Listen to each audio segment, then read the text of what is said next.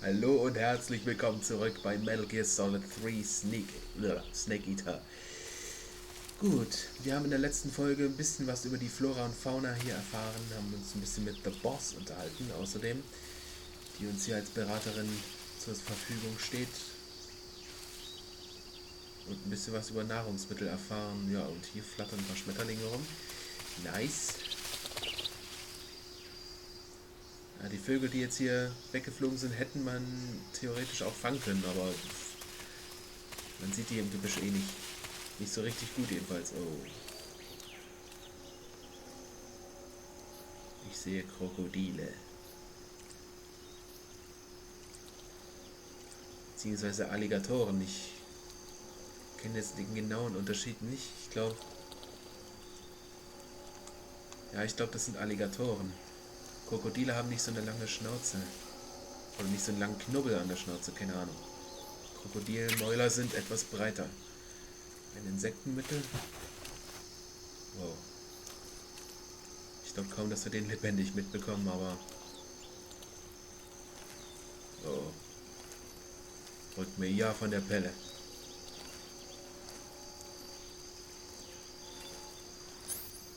Ich habe nur ein Messer und die Betäubungspistole. Ach, da hängt noch einer rum.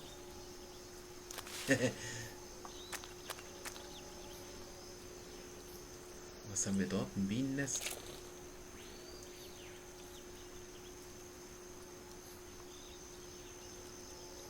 Schießen wir das doch mal runter.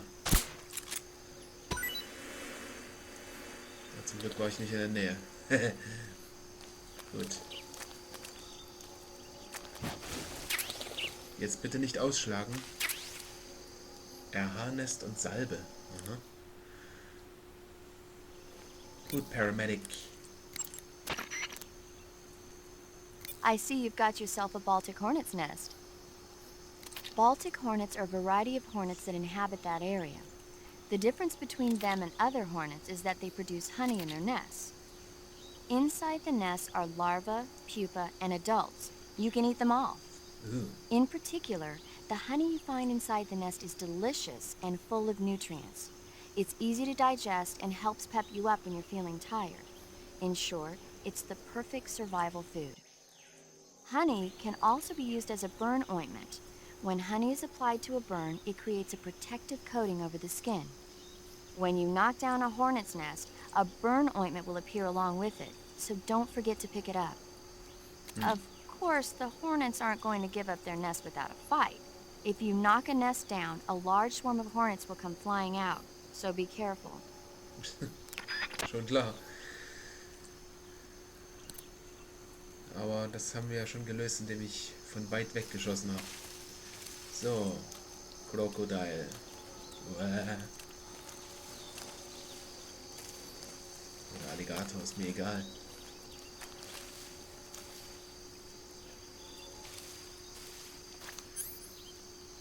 Okay, ich greife mir den Messer an. Ja, der lässt das irgendwie so lange mit sich machen, bis er halt tot ist. Komischerweise. Normalerweise gleich 3 Portionen, ne? Das Krokodil und Alligator, mir ist das jetzt scheißegal. I see you've captured an Indian gavial. The Indian gavial is a crocodile that originally lived in freshwater regions in India and Nepal. Why are Indian crocodiles way out here? They're captive crocodiles that were brought here for research purposes but escaped and became wild again. Indian gavials are large creatures. Adult males grow to over 6 meters in length. You'll never catch one alive, even if you use the tranquilizer gun. Got it. So, how do they... Taste? Yes, I did look into that. You know what they always say. Tastes like chicken. Sounds delicious. But be careful when capturing an Indian gavial. Normally they're cowardly creatures, but the ones in the forest there are belligerent. Apparently they attack humans. What do you mean? They weren't the direct subject of any serious research, but some think they may have become violent as a side effect of the atomic research that was conducted nearby. Mhm. Okay.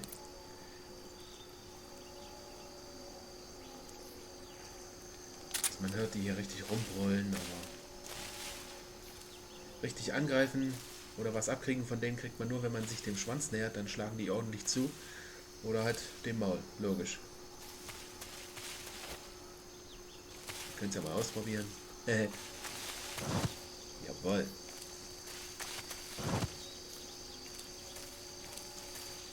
Gut, von...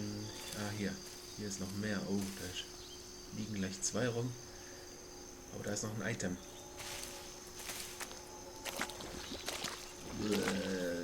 Ekelhafter Sumpf und wir sinken immer weiter ein. Also man muss da schnell durch.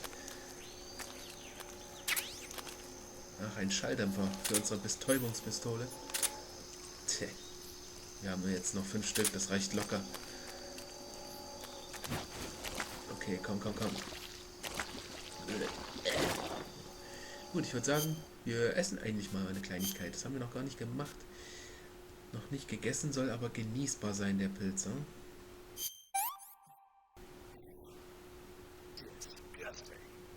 Okay, hat überhaupt nicht geschmeckt. Der soll lecker sein.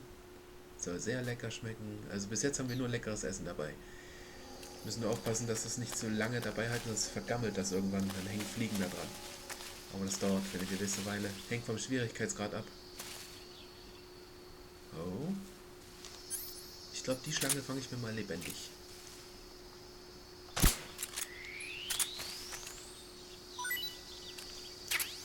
Es ist wieder ein Netzpython, aber der ist am Leben, der heißt, der vergammelt nicht.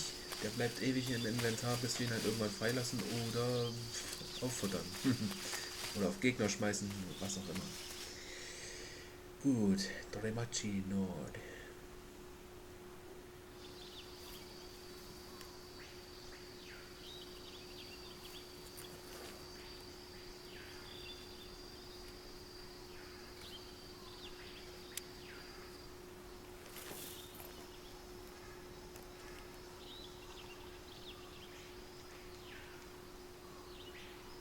Major, I've spotted 2 enemy soldiers. They're probably KGB troops sent to guard Sokolov. AK-47s and grenades.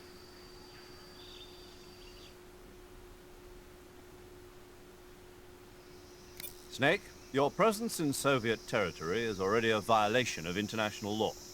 We can't let the Kremlin find out that the CIA and the American government are involved. Contact with the enemy is strictly prohibited. Don't engage them in battle either. This is a stealth mission. Got that? The Major is right. The point of this mission is to sneak through the jungle without being seen. The success of the mission depends on how well you use your camouflage. Change your camouflage by selecting Camouflage from the Survival Viewer. The Uniform option lets you pick your uniform, while the Face option lets you change your face paint. Choosing camouflage that blends in with your surroundings will help you conceal yourself more effectively. Also, don't forget that anything that moves will stand out in the jungle. If you just stand up and run around like an idiot, you're bound to be spotted. But if you crawl instead, you should be able to sneak by without being noticed. You can see how effective your camouflage is by looking at the Camo Index. The Camo Index shows how well your current camouflage blends in with the surrounding area. The higher the value, the harder you are to spot, and vice versa. The key is to make yourself one with nature. Keep that in mind as you go along, okay? Mhm. Ja, das hatte ich ja schon erklärt, aber ist ja jetzt erstmal egal. Gut, wir haben jetzt einen feindlichen Soldaten zum ersten Mal. Einen Menschen.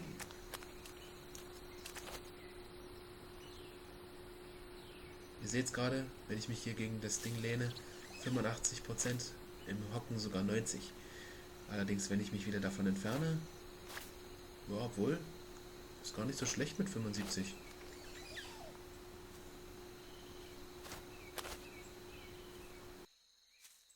Ein bisschen langsamer, Das war das Klopfen, das sollte ich lassen.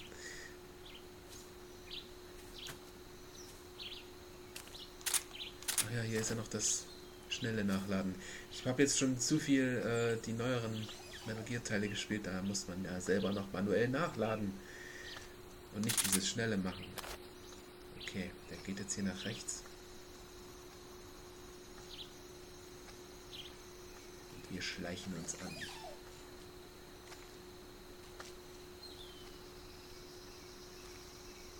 Freeze! Okay.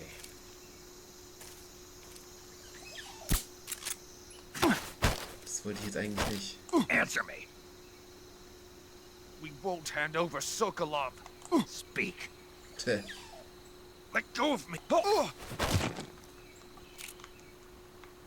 Okay, der pennt. Gut, wegtragen ist nicht. Noch nicht.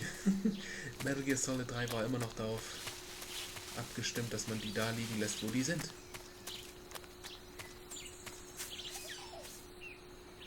Okay, oh. Seht ihr das da oben? Diese gelben Früchte dort.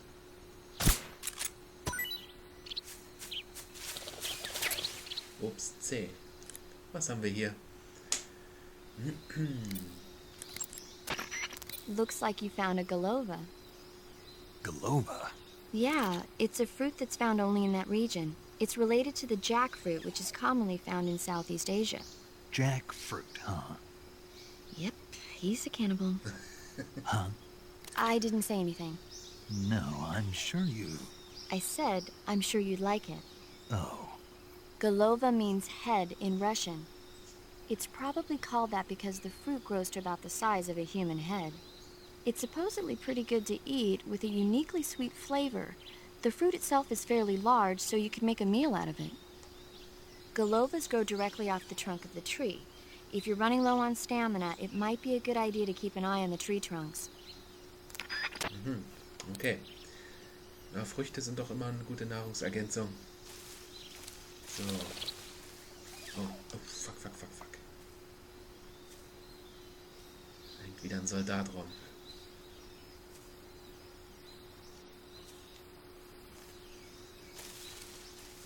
Versuchen, ob wir uns etwas schneller von weit anschleichen können und wenn wir etwas näher dran sind, wieder ganz langsam gehen.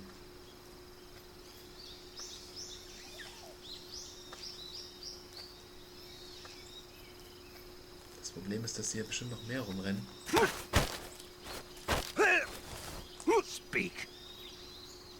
If you climb trees, there's fruit. Speak. Inside fallen trees. Ja, da sind Sachen drin, ja? Okay. Freeze. Gute Nacht. Ihr seht bestimmt auch, wir haben keinen Radar hier oder so. Das wurde irgendwie in Metal Gear Solid 3 als erstes schon entfernt. Wir könnten höchstens ja, wie gesagt, oder Bewegungsmelder, aber okay, der dreht sich um. Dann können wir den noch verhören. Vorausgesetzt, der entdeckt uns nicht. Wer hier? Speak. The crocodiles are ferocious. Ja, das ist mir klar. Answer me. Bastard. Okay. So nicht, Freundchen. Ich bin hier in diesem Run jetzt niemand, der jeden am Leben lässt oder so. Was haben wir hier? Eine Granate. Ist jetzt natürlich nicht hier im Inventar, die müssen wir im Rucksack erst ausrüsten. Ist jetzt hier noch einer unterwegs? Oh, ja. Oh, ho. Zu 90% jetzt getarnt, das ist schon mal gut. Den Typ hätte ich jetzt fast übersehen. Um den kümmern wir uns noch. Die haben manchmal ganz nützliche Infos.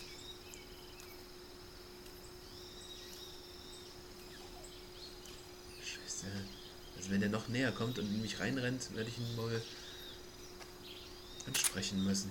Okay, er hält an. Los, dreh dich um. Na gut, ganz dreht er sich nicht um, aber...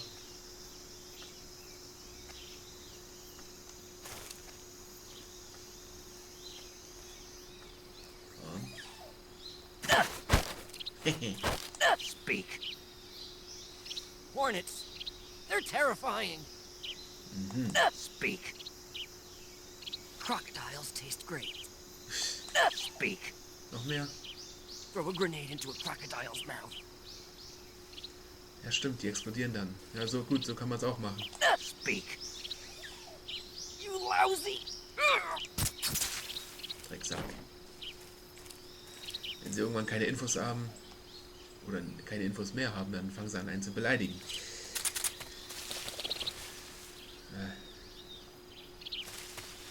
In ungestürzten Bäumen hat doch einer gemeint. Ah, IR-Sicht. Infrarotsichtgerät zeigt Wärmequelle, damit kann man im Dunkeln sehen. Verbraucht Batterieleistung, wenn es eingeschaltet ist, ja. Gut, gibt es hier noch mehr? Ah.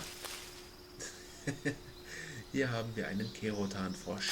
Einen von insgesamt 64. Wenn man alle 64 angeschossen hat, bekommt man als Abschlussbonus noch die Stealth-Tarnung. Ich hab's mal geschafft, aber nur unter Anleitung.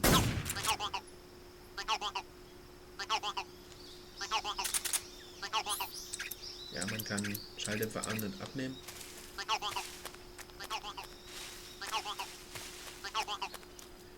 Wo die ursprünglich herstammen, die Kerotanfrösche, das keine.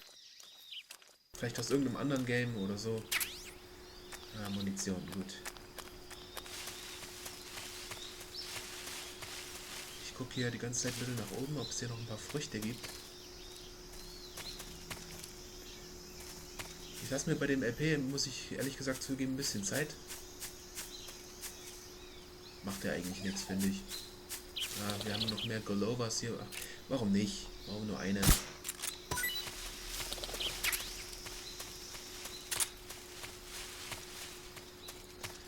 Gut, der pennt hier noch. Oh, der ist aber kurz davor aufzuwachen. Messer.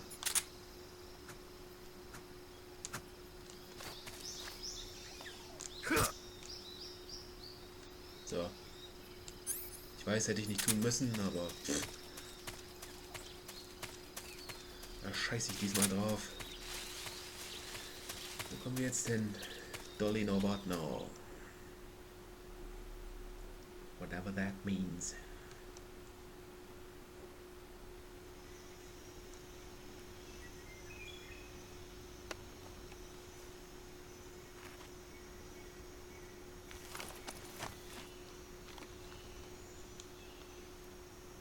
Ah, Soldaten. Mhm. Ah. So wie er grinst.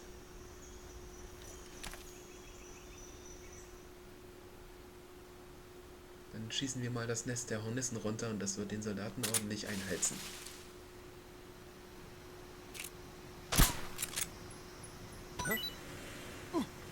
Psst.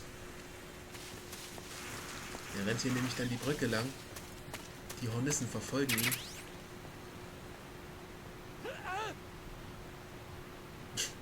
Und jagt die anderen Soldaten gleich mit weg.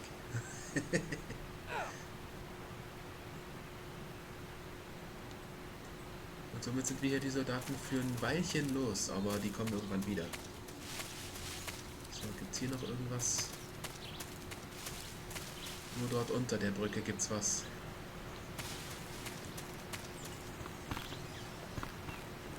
Wow.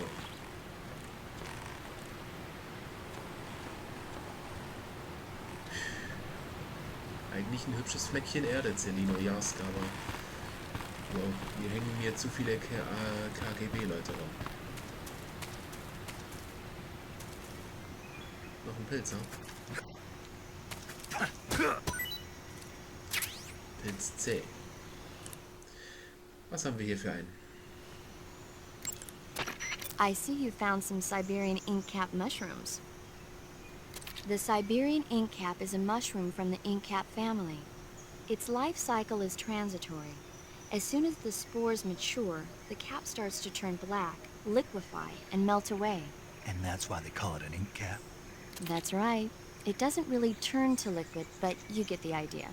In its immature state, before it melts away, it's valued as a source of food. Just be sure not to eat them while you're drinking alcohol. Why's that? Ink caps contain coprin, which inhibits the function of aldehyde dehydrogenase. This prevents the body from breaking down alcohol, causing a buildup of acetaldehyde. Meaning? Meaning it will give you the hangover from hell. Oh. Wait a minute. What? You think I'd drink alcohol in the middle of a mission? Wouldn't you? Hell no. Well, I'm knocking a shot back now. What? Just teasing you. No.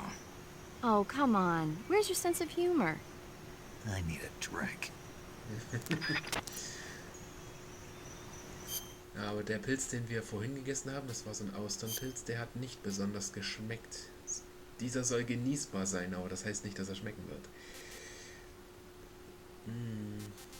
Wir essen mal einen Netzpython.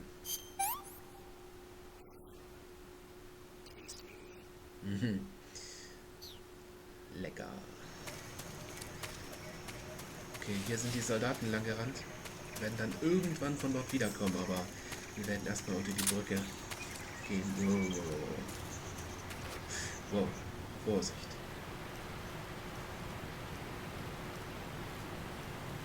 Was haben wir hier? So ein großes Päckchen. XM16. L1. Aus der. Ach, das ist ein Sturmgewehr. Mann, was ist denn heute los? Okay. Pentazemin. Ah, okay. Habe ich da gerade Soldatenstimmen gehört? Die kommen doch wohl nicht schon wieder zurück. Das wäre jetzt wirklich ein bisschen schnell.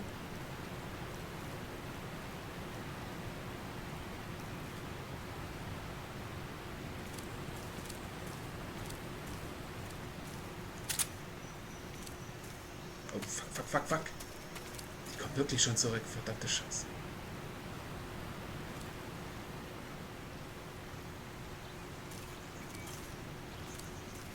Wenn ich Glück habe, kann ich an denen vorbeischlüpfen, ohne dass die es mitkriegen. Jawohl. Gut. Raus weg.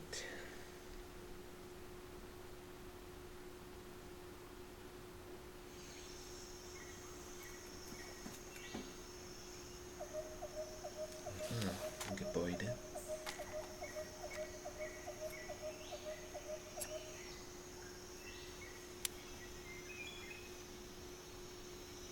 Major, I've reached the abandoned factory where Sokolov is supposedly being held. This place is a dump.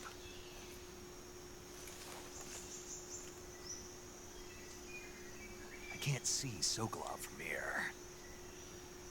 Security is pretty tight. There are sentries posted around the perimeter. I wonder how many are inside.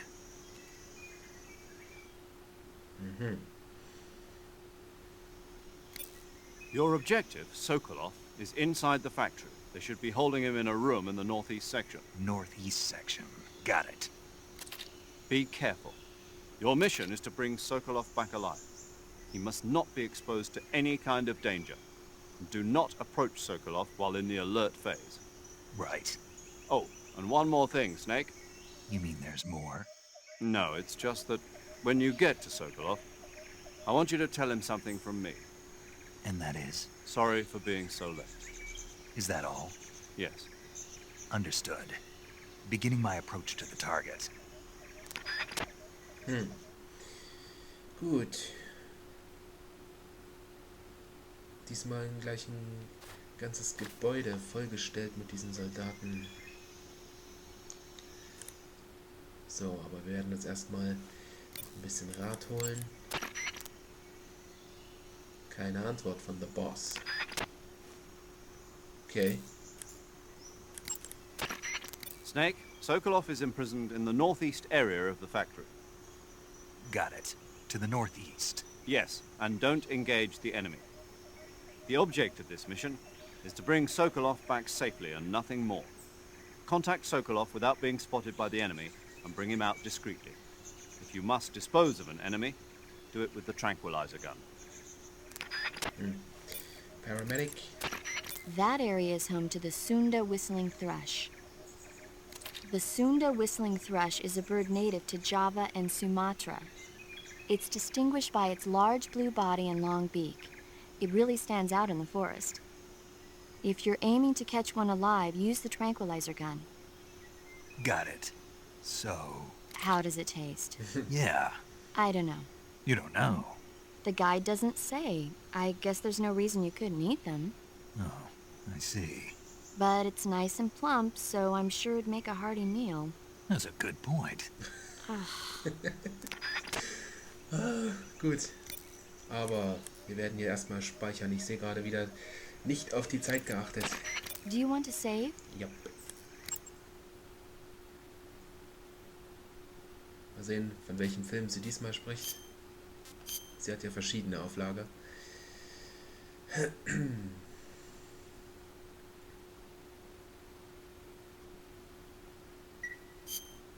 Snake, do you know the creature from the Black Lagoon? Gehört davon. Nope, never heard of it. These scientists are investigating a place deep in the Amazon called the Black Lagoon, and they get picked off one after the other by this fishman thing.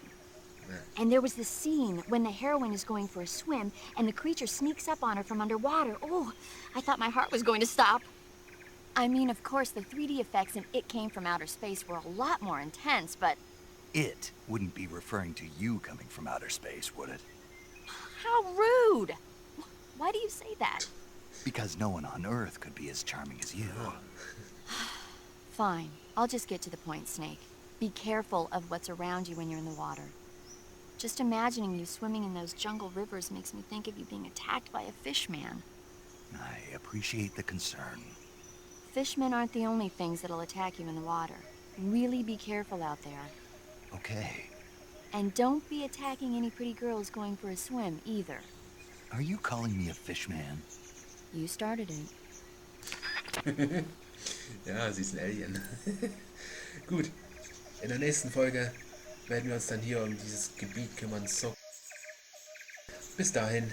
Tata. Ha ha!